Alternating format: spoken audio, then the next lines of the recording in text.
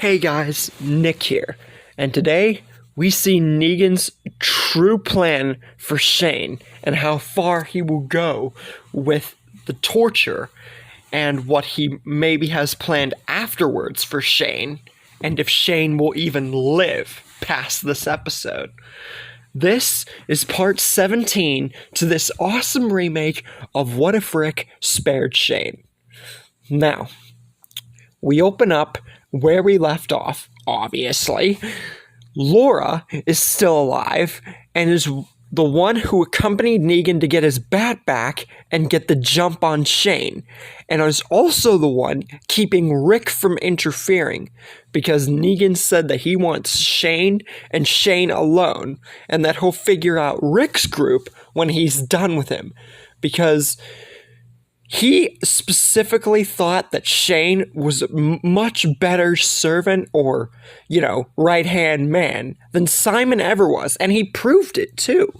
And for him to backstab him like that and almost kill him? No, that's beyond the line. And Negan gets Shane's favorite shotgun and prepares to dish Shane the same pain that he dealt to him, except much, much worse. Negan picks up Shane's shotgun and is ready to deliver the blow and says that this time there won't be any luck for him. And whatever luck he got before with Rick's group and whatever luck Negan got, Shane ain't getting none of it. Points the gun at Shane's shoulder and boom! Fires the shot. And this yell from Shane is unlike any yell we've ever heard from Shane. He yells something fierce. The fiercest yell that anyone probably in the group has heard before. And probably since the CDC when Shane went all macho. And it can tell you that this really, really hurts. That's understandable too. Because Negan, after all, felt the same pain when he thought he died. Afterwards, Negan throws the shotgun to the side and says, now they're even. But Shane's torture isn't over yet. He just wanted to show Shane what the pain of being shot in the shoulder by a shotgun felt like. And now, he's going to get real torture. Grabs Lucille and says that now the real torture's about to begin. But he's not going to kill him with Lucille like he did Abraham and Glenn. He's going to make sure he busts every bone in Shane's body. So not only will he not be able to escape, but he will make sure that he is a hot, crippled mess, and then he'll kill him. This is definitely a more savage side of Negan than we would have seen in this entire series up to this point. Negan begins the torture, swinging time after time after time. And it shows, too, how much Negan is truly enjoying the crap out of this, breaking bone after bone of Shane's body, making absolute sure that not only does Shane realize the backlash of what he's done, not just to Negan, but that he just makes sure that Shane knows about what he's done. I didn't really know another way to truly say that other than the fact that Shane's getting real backlash and karma here. And when we see a good look at Shane during this, he is a hot, bloody, just completely injured mess. And he is completely unrecognizable from the Shane that we are familiar with at this point in time. And after Negan is sure that Shane can, 1, not move, and 2, is completely and utterly sure that he knows what he got himself into, basically. But then again, Negan does not really, truly care or know if Shane can even process what's going on now, because The pain that Shane is feeling right now is beyond anything that he has ever felt before in his entire life. And now Negan says that now the torture's done, he's going to deliver one nice hard swing. Sort of like what he promised to do to Carl at the end of season 7. Except this is meant for Shane. And now that the torture's done, he's going to personally end his life. But before he can do that, Daryl, who him and the others had taken care of a rot and all the other leaders of the Saviors and everything, Daryl shoots his crossbow straight towards all of them, and it hits Laura square in the head. So, the only one stopping Rick from jumping in there and saving Shane is now dead on the ground, thanks to Daryl. And this gives Rick the perfect opportunity. He jumps forward with his axe, and this ensues a big fight between Rick and Negan. But it's not as big as you might think it would be compared to maybe the other Rick and Negan fights. Actually, none of the Rick and Negan fights were truly big in a fashion, but this is sort of better than the Rick and Negan fights we got originally. But, unfortunately for Negan, he's still shot in the shoulder from a shotgun, and he has worn himself out, swinging at Shane time after time. So not only is he tired, but he's injured. So, that means that his grip on Lucille and just his fighting in general is lack. And this makes him drop Lucille in the frenzy, which gives Rick the opening to grab it and hold him there, and shows that he ain't getting this back this time. And there's no one to protect him now. All of his saviors and the leader ones are dead. And you can imagine that Negan isn't too happy about this, because not only had he just had a near-death experience, but he lost Lucille 3 times! His wife, his bat once, and now he's just lost his bat again! You can imagine that Negan isn't really having the best emotional state right now, but he kind of brought it onto himself. He should have just stayed in the clearing in his RV and just found another group, but no, he wanted to go ahead and get revenge. Rick chooses this opportunity to do what he did in Season 8, lights Lucille ablaze, and shows that now Rick's the one who means business, and that he's been waiting to do this since he killed Glenn. Grabs Lucille, and does exactly what Negan promised to not only do to Carl in the original, but Shane just now, and delivers a nice, hard swing straight to Negan's temple. And this is not just Lucille with barbed wire, this is Lucille on fire with barbed wire. So this knocks Negan straight out. Doesn't kill him. I'm going to stress that right now. Does not kill him. But it does knock him out. It definitely does knock him out. Which is understandable, considering the fact that it's not only a bat with barbed wire, but it is on fire with barbed wire. Just think about how much that would hurt.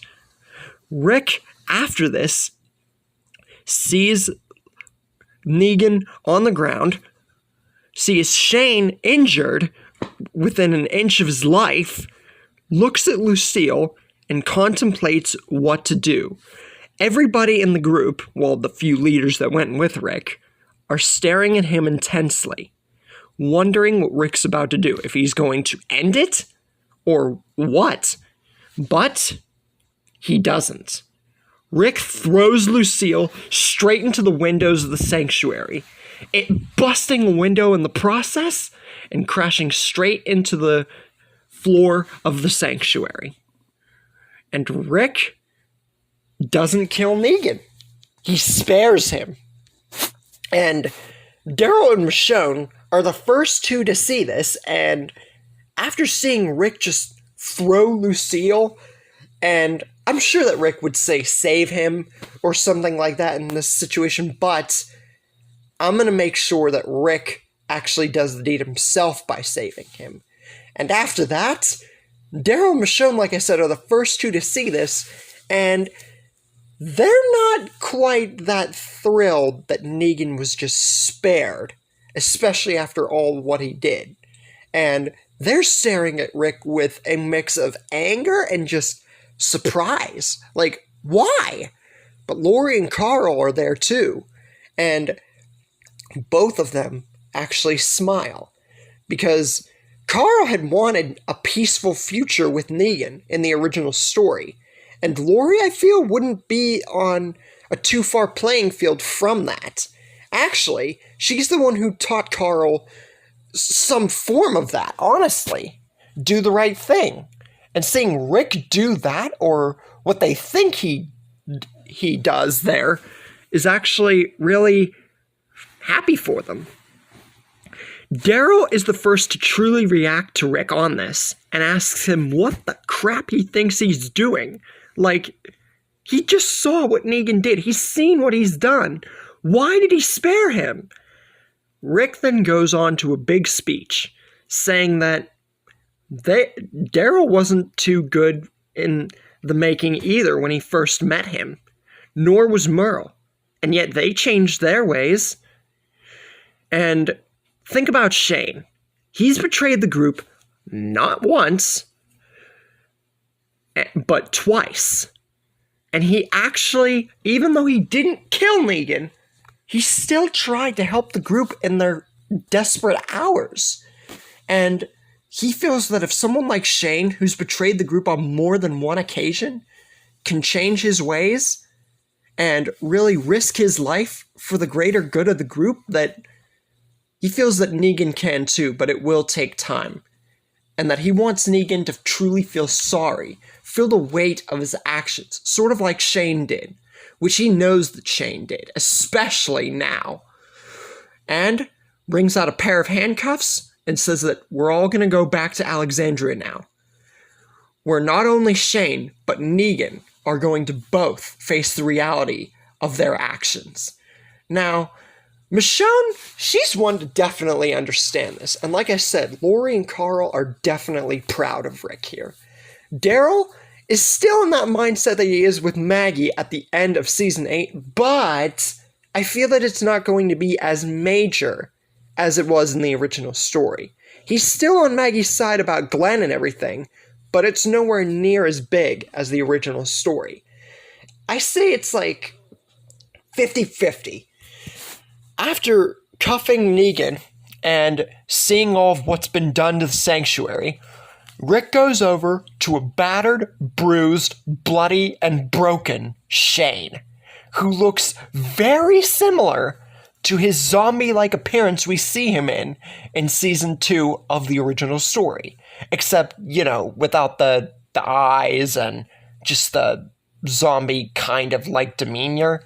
But he is a very unrecognizable version of the Shane we've come to know and love, especially in this story. But he picks Shane up because, Shane can't walk.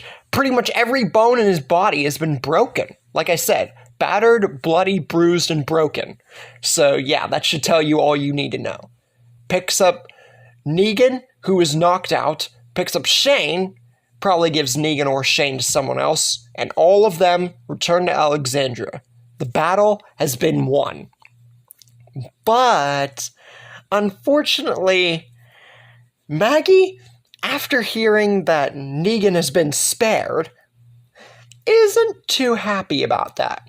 Sure, Shane did help in a way with kinda killing Negan, and whenever she hears that he came back pretty much and wasn't killed, Maggie has to take all this in and realize this is just ridiculous. The fact that Negan gets to live. But after hearing what Rick has to say about, Shane, even too, and all that, she still can't get over Glenn's death. And what is that going to turn into? Will Maggie end up trying to kill Negan like before? Or will this result in nothing happening at all? And about Shane, will he ever make a full recovery? Or is this just a symbol that Shane's time truly has come? And with him being back in the group, again, will this mean that he will be in better favor of the group again? Or when he makes a full recovery, if he makes a full recovery, will anyone in the group really respect him again? Or is this the end of the era of Shane Walsh? And that's where we leave things for the moment. I really hope that you guys enjoyed this episode. I admit that maybe my last and the one before episode might not have been like as up-moving, or like my mood wasn't right for those episodes.